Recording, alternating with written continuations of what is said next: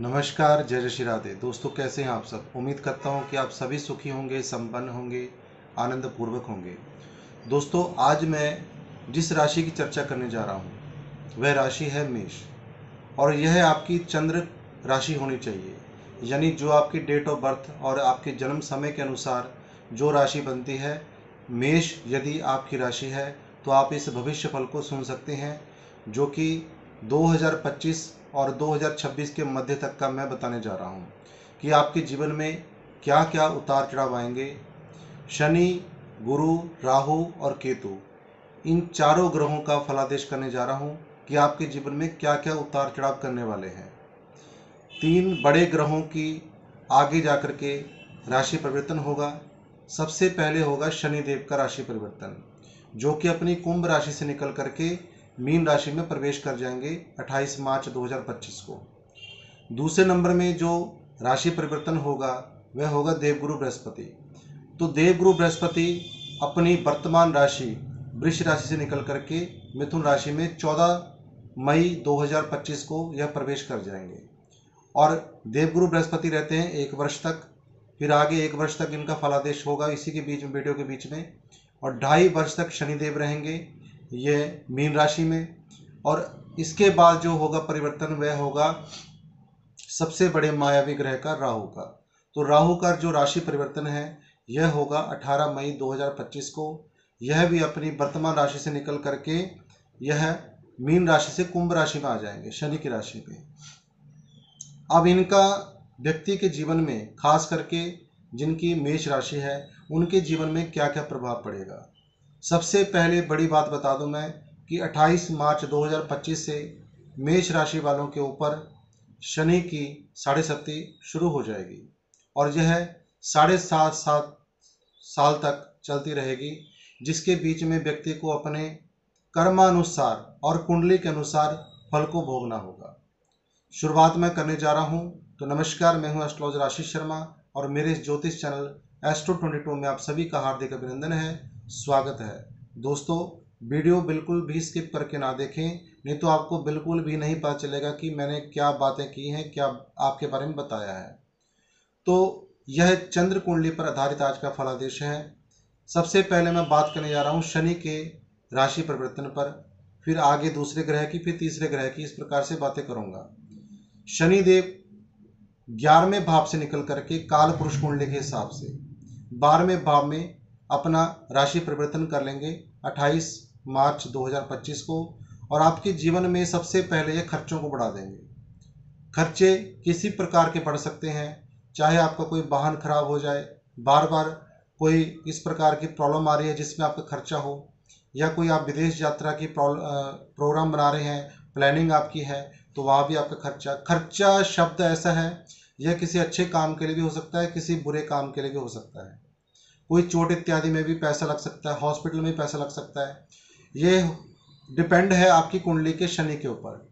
यदि आपकी जन्म कुंडली में शनि देव अच्छे भाव में बैठे हैं तो आपके अच्छे चीज़ों में ही पैसा इन्वेस्ट करवाएंगे। अगर बुरे भाव में बैठे हैं तो इस 7.5 का जो रिजल्ट आपको मिलने वाला है, यह बुरी चीज़ों पर आपका पैसा लगेगा जहाँ पर नहीं लगना चाहिए। तो यह समझ के चलें कि यहाँ पर आपका खर्चा कराएंगे 2.5 वर्ष तक यह 12वें भाव में रहेंगे, उसके बाद अपना घर चेंज करेंगे।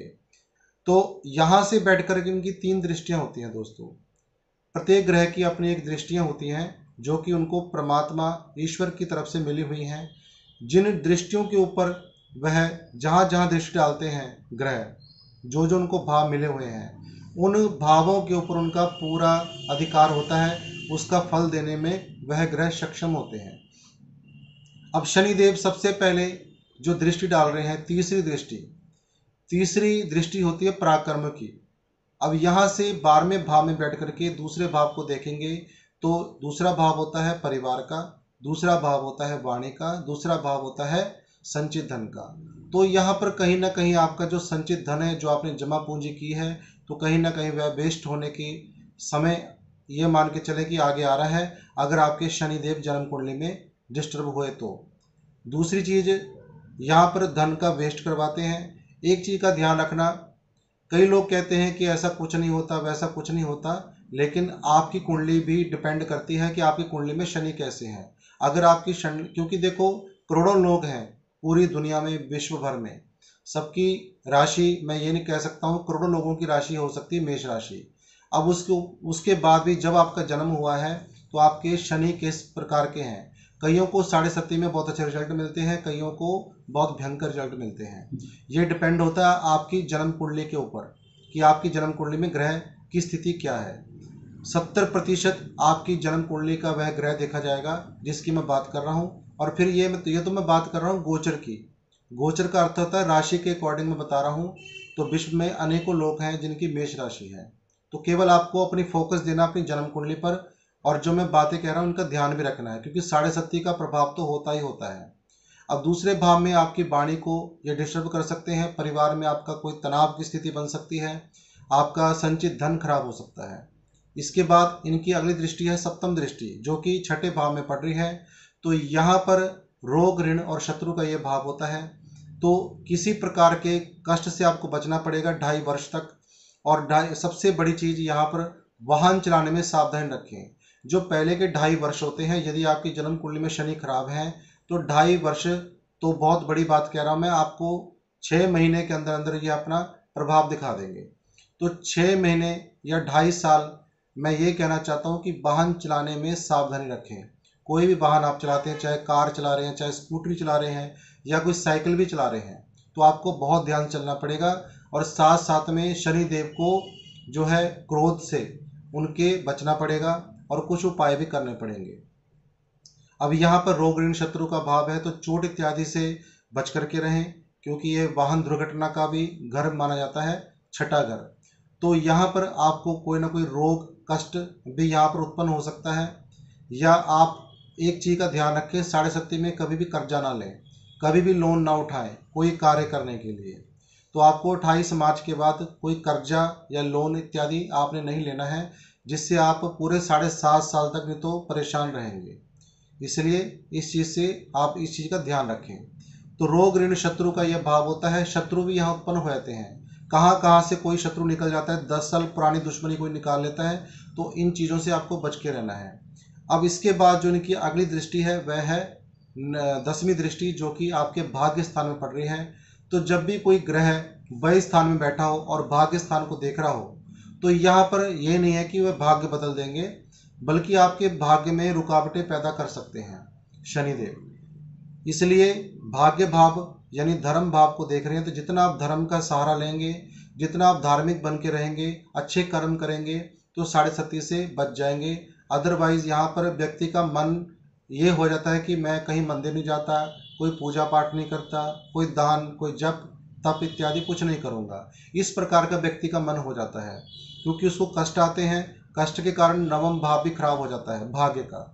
यदि आप धर्म से जुड़े रहे तो आपका भाग्य बढ़िया बना रहेगा, और शनि देव की जो बुरी दृष्टियां हैं उनसे आपका बचाव हो जाएगा।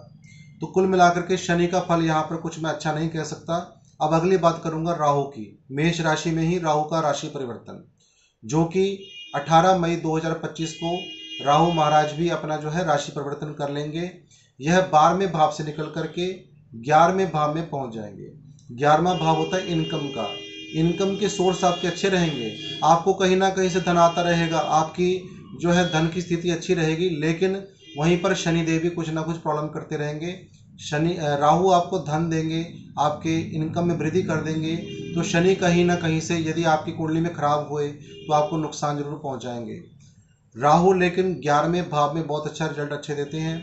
यानी अचानक से व्यक्ति के जीवन में कोई उसकी लॉटरी में नंबर आ जाए, कोई सट्टे का नंबर बढ़िया हो जाए, या शेयर मार्केट में यदि आप हैं तो शेयर मार्केट में बहुत आगे जा सकते हैं। लेकिन मैं ये कहना चाहूँगा, जब राहु 11वें भाव में हो, अगर शनि की 7.5 चल रही हो, तो ऐसे चांस बिल्कुल ना लें, कहीं पर अपना पैसा इन्वेस्ट ना करें। हाँ, जो भगवान ने चाहा तो आपके पास अपने आप पहुँच जाएगा, लेकिन किसी गलत रास्ते का इस्तेमाल ना करें यहाँ पर। तो यहाँ पर राहु पैसा देंगे, धन देंगे, अचानक से लाभ होगा, आपको इनकम के स्रोत बढ़ जाएंगे। यदि आप अच्छे कर्म करते रहे तो सब कुछ अच्छा रहेगा। अगर राहु आप सोचेंगे 11वें भाव में आ गया, शनि की 7.5 चल रही है ऊपर से, तो आप इन चीज़ों से बहुत बच करके रहें। कोई भी आप गलत काम कर रहे हैं व्यक्ति का मन खुद गवाह दे देता है कि ये काम मैं गलत कर रहा हूँ, यहाँ पर नहीं, मुझको नहीं करना चाहिए, तो उस काम को ना करें। अब यहाँ पर से राहु की दृष्टियाँ पड़ती हैं सबसे पहले तीसरे भाव में, पांचवी दृष्टि। यहाँ पर राहु 11वें भाव में बैठ के जब तीसरे भाव को देखते हैं, छोटे भाई बहनों के साथ मतभेद कराते हैं, लड़ाई झगड़ा हो जाता है किसी बात पर, या उनके जीवन में जो छोटे भाई बहन हैं उनके जीवन में कोई तकलीफ कोई कष्ट आ जाते हैं, और छोटी मोटी यात्राएं आपको यह कराएंगे राहु, छोटी मोटी यात्राओं का आपको फायदा भी होगा। अब यहाँ से बैठ करके इनकी अगली दृष्टि पड़ती है 5वें भाव में, तो आपकी संतान के लिए थोड़ी कठिनाई हो सकती है, दिक्कतें आ सकती हैं। लेकिन यहाँ पर यदि आपके राहु जन्म कुंडली में अच्छे हुए तो आपको टेंशन लेने की जरूरत नहीं पड़ेगी। आपकी संतान वाला भाव भी अच्छा होगा, भाई बहनों के सहयोग से आपका कोई काम बन जाएगा। मैं दोनों पक्षों में बात कर रहा हूँ। यदि आपकी जन्म कुंडली में राहु बलवान होकर के बैठे हैं तो 11वें भाव के राहु बहुत अच्छे रिजल्ट देते हैं। तो तीसरे भाव को 5वें भाव को ये मजबूत करेंगे, आपकी एजुकेशन में आपको मजबूत कर देंगे। एजुकेशन के मामले में यदि आप विद्यार्थी हैं तो बहुत आगे बढ़ेंगे यहाँ पर। इसके बाद इनकी अगली दृष्टि पड़ती है सप्तम भाव में। सप्तम भाव होता है दाम्पत्य जीवन का। अब मैं फिर वही रिपीट करता हूँ, यदि आपकी जन्म कुंडली में राहु अच्छे हैं तो 11वें भाव के राहु जब सप्तम भाव को देखेंगे, दाम्पत्य जीवन यानी जीवन साथी के भाव को, तो यहाँ पर आपके जीवन साथी के जरिए ही आपको कोई प्रॉफिट हो जाएगा, या उनकी किस्मत, उनके कारण ही आपके जीवन में कुछ अच्छे काम शुरू हो जाएंगे। आपके व्यापार में वृद्धि हो जाएगी, आपकी इनकम के स्रोत बढ़ जाएंगे, क्योंकि इनकम भाव में बैठे हुए हैं और आपके दाम्पत्य जीवन को देख रहे हैं। अगर उल्टा आपकी जन्म कुंडली में राहु अच्छी कंडीशन में नहीं है, 8वें भाव में है, 12वें भाव में है, तृतीय भाव, माफ कीजिएगा, चतुर्थ भाव में है, तो यहाँ पर कहीं ना कहीं सिस्टम बिगड़ जाता है। कई लोग सोचेंगे कि 11वें भाव में आ गया बहुत कुछ हो जाएगा। ये डिपेंड होता है आपकी जन्म कुंडली के राहु के ऊपर। तो जो ब्रह्मांड में राशियों के ऊपर ग्रह जाते हैं तो उसका अच्छा प्रभाव बुरा प्रभाव आपकी कुंडली के अनुसार पड़ता है। अब कई लोग तो ऐसे बोलते हैं ना कि आप तो ये कह रहे थे, आप वो कह रहे थे। मैं अपनी तरफ से बिल्कुल स्पष्ट कह रहा हूँ, राशि के अकॉर्डिंग यही आपको रिजल्ट मिलेगा। दूसरी चीज डिपेंड होता है आपकी कुंडली, सबसे जरूरी होती है मेन कुंडली, आपकी जन्म कुंडली। यदि फिर भी आपको कोई असमंजस होगा तो आप मुझसे कुंडली विश्लेषण करवा सकते हैं। अब यहाँ पर मैं अगली बात करूंगा, राहु की बातें कर दी मैंने, अब गुरु की। देव गुरु बृहस्पति 1 वर्ष बाद अपनी राशि को परिवर्तन करते हैं, यानी जिस राशि में ये बैठे होते हैं उस राशि को परिवर्तन कर लेते हैं। जैसे कि आपने देखा होगा अभी कुंभ का जो है महापर्व शुरू होने वाला है 13-14 तारीख से, तो यह जब वृष राशि में गुरु होते हैं तब यह संयोग बनता है कुंभ का। तो सारी कंडीशन देख करके कुंभ का जो है आयोजन किया जाता है। अभी इस समय देव गुरु बृहस्पति वृष राशि में है। अब यह वृष से निकल करके 14 मई 2025 को यह मिथुन में चले जाएंगे, मई के महीने में 14 मई। तो यहाँ पर मिथुन राशि में जाकर के यानी आपके तीसरे भाव में, काल पुरुष कुंडली के हिसाब से तीसरे भाव में होंगे मेष राशि वालों के। तीसरा भाव होता है पराक्रम का। यहाँ यदि आप धार्मिक कार्यों से जुड़े होते हैं, यदि आप कोई धार्मिक कार्य करते हैं तो ये मान करके चलें कि आपका जो आगे देवगुरु बृहस्पति बहुत कुछ अच्छा करने वाले हैं। आगे बताऊंगा क्यों करने वाले हैं। तीसरा भाव होता है छोटे भाई बहनों का। अब यहाँ से जो राहु की नेगेटिविटी आ रही है, जो राहु की दृष्टि पड़ रही है छोटे भाई बहनों वाले स्थान पर तीसरे भाव पर, वहाँ ऑलरेडी गुरु बैठ चुके हैं, तो उसका प्रभाव थोड़ा कम पड़ेगा। क्योंकि देवगुरु बृहस्पति ये मान के चले ब्रह्मास्त्र है, ब्रह्मास्त्र यानी वहां पर पड़ा है, तो राहु की दृष्टि पड़ेगी तो देवगुरु बृहस्पति आपके तृतीय भाव की रक्षा करेंगे, यानी आपके पराक्रम को बढ़ाएंगे। आपकी छोटी मोटी जो यात्राएं होंगी वह धार्मिक यात्राएं होंगी, यानी आप किसी अच्छे कार्य के लिए यात्राएं करेंगे। इसके अलावा छोटे भाई बहनों के साथ जो मतभेद होना था राहु की दृष्टि के कारण वह भी संभल जाएगा, लेकिन 1 वर्ष तक ऐसा रहेगा। उसके बाद जो 18 महीने की ड्यूटी होती है राहु की, बाकी का समय क्योंकि देवगुरु बृहस्पति राशि चेंज कर देंगे 1 साल बाद, 1 साल तक आपकी बचाव रह जाएगा राहु की यदि नेगेटिव दृष्टि हुई तो। अब यहाँ पर देवगुरु बृहस्पति की अगली जो दृष्टि पड़ रही है, सबसे पहली दृष्टि सप्तम भाव में, तो सप्तम भाव में राहु की दृष्टि पड़ रही है, गुरु की दृष्टि पड़ रही है। तो यहाँ पर यदि दाम्पत्य जीवन में कोई कष्ट आने वाले हैं वह रुक जाएंगे, क्योंकि जहाँ देवगुरु बृहस्पति की दृष्टि पड़ जाए या स्वयं बैठे हों और राहु की दृष्टि पड़ रही हो तो वहां पर कुछ नेगेटिव होने से बचाव हो जाता है व्यक्ति का। यदि राहु कुछ दाम्पत्य जीवन में आपके कलह क्लेश की स्थिति बनाते हैं तो देवगुरु बृहस्पति की दृष्टि भी उस चीज़ को बचा लेती है, यानी मामला कहीं ना कहीं सॉल्व हो जाएगा, शॉर्ट आउट हो जाएगा। तो ये मान के चलें। अब यहाँ पर देवगुरु बृहस्पति जब सप्तम भाव को देखेंगे, 11वें भाव से राहु देखेंगे, तो आपके व्यापार में चार चांद लग जाएंगे। व्यापार अच्छा होगा, पैसा अच्छा आएगा, लेकिन कई चीज़ों का आपको ध्यान देना पड़ेगा, खर्चों में नियंत्रण रखना पड़ेगा, खर्चे बेवजह होंगे। अब यहाँ पर अगली दृष्टि पड़ रही है देवगुरु बृहस्पति की आपके भाग्य स्थान में। मैंने एक चीज़ बताई थी कि शनि की दृष्टि 12वें भाव से आपके भाग्य स्थान यानी नवम भाव में पड़ रही है, लेकिन देवगुरु बृहस्पति की पड़ रही है। यदि आप धर्म का सहारा लेंगे तो शनि की जो 7.5 की जो दृष्टि पड़ रही है नवम भाव में, उस दृष्टि से आपका बचाव हो जाएगा, आप कहीं भटकाव से बच जाएंगे। क्योंकि देवगुरु बृहस्पति व्यक्ति को यह समझने पे मजबूर कर देते हैं कि नहीं ये गलत है, ये सही है। जब व्यक्ति इतना समझ जाता है तो वह किसी बुरे काम से बच जाता है। तो शनि बुरा प्रभाव डाल रहे हैं तो गुरु अच्छा प्रभाव डाल रहे हैं, यानी उसकी काट कर रहे हैं। तो यहाँ पर आप धर्म से विमुख नहीं होंगे। देवगुरु बृहस्पति आपके भाग्य को भी अच्छा बनाएंगे, क्योंकि शनिदेव तो 7.5 कारण बिगाड़ने में लगे होंगे, लेकिन देवगुरु बृहस्पति उसको अच्छा बना देंगे यदि आप धर्म से जुड़ करके रहेंगे, यानी धार्मिक स्थान में जाते रहेंगे, अच्छे अच्छे स्थानों में तीर्थ यात्राओं को करेंगे, कहीं गंगा जी में, कहीं किसी भी तीर्थ स्थान में आप स्नान करके आएंगे तो बहुत ही अच्छा फल आपको यहाँ पे मिलेगा। और ऐसा होगा भी क्योंकि देवगुरु बृहस्पति तीसरे भाव में जा रहे हैं, आगे आपकी अच्छी शुभ यात्राएं भी होंगी। तो कुल मिलाकर के ये देखा जाए तो देवगुरु बृहस्पति की दृष्टियों के कारण राहु और शनि की दृष्टियों का नेगेटिव प्रभाव कम हो जाएगा। अब एक अंतिम दृष्टि है देवगुरु बृहस्पति की, जो है नवम दृष्टि।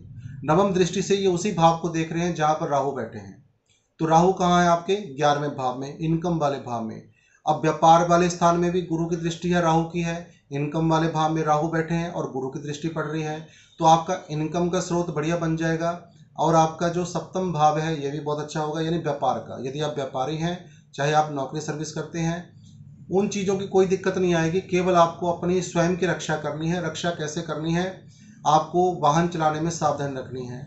आपको खर्चे, जो अननेसेसरी खर्चे होते हैं, उनसे बचना है। कैसे बचेंगे?